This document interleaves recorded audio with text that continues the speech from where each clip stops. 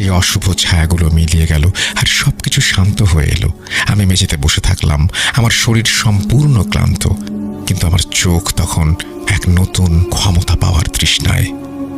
আমি প্রমাণ করেছি আমি অনড় এবং আমি এই পথে চলার যোগ্য। ভোরের আলো তখনও ফোটেনি। আমি সেই অভিশপ্ত বাড়ি থেকে বেরিয়ে গেলাম।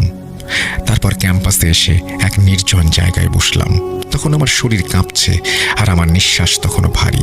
আমার পরনে ঘামে ভেজা ময়লা জামা, সারা শরীরে ধুলো আর একগাদা ক্লান্তি ছাপ নিয়ে বসে রইলাম। হঠাৎ আমার সামনে এসে দাঁড়ালেন জেমস। তার চোখে সেই রহস্যময় হাসি। ফিরে এসেছ?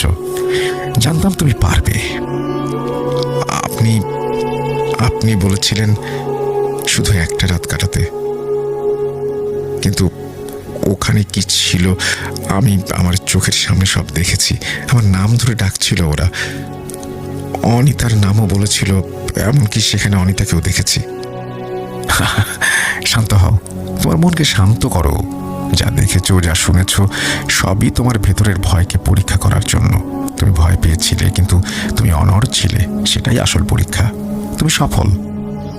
তাহলে আমি প্রমাণ দিয়েছি। এখন বলুন, এই ক্ষমতার উৎস কি, কিভাবে পাওয়া যায়? আমি আমার প্রতিশ্রুতি রেখেছি। এইবার আপনার পালা। ছোট ভাই, তুমি ভেবেছিলে এটা শুধুই একটা পরিত্যক্ত বাড়ি। না, ওটা ছিল একটা প্রবেশদ্বার।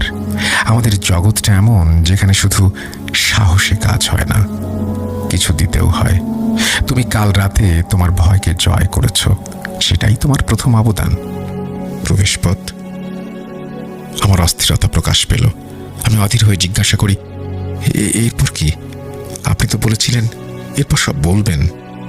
চারপাশটা ভালো করে দেখে নিয়ে পকেট থেকে কিছু একটা বের করে জেমস আমার হাতে গুঁজে দিলেন। তারপর বললেন, আমি তোমার হাতে এখন যেটা দিলাম, এটা কোনো সাধারণ জিনিস না টুন্ডে। চোখ বন্ধ করে আমাকে জানাও তুমি কি উপলব্ধি করছো। মনে রেখো, এখানে মিথ্যা বলার সুযোগ নেই। আমি হাতের মুঠি বন্ধ করে এক নজর চেয়ে দেখি এটি একটি পাথরের টুকরোর মতো, কিন্তু অনেক উজ্জ্বল বর্ণের। দেখে মনে হলো এটা হীরা ও পাথরের মিশ্রণ। পাথরটা হাতে নিতেই ধীরে ধীরে আমার তালু গরম হয়ে উঠল। সেই উষ্ণতা যেন শরীরের সমস্ত ক্লান্তি ধোয়ার মতো মিলিয়ে দিল। এক অদৃশ্য প্রবাহে আমি পূর্ণ হয়ে উঠলাম। এক অচেনা প্রবল শক্তি আমার শিরা উপশিরায় বিদ্যুৎ প্রবাহের মতো ছড়িয়ে পড়ল।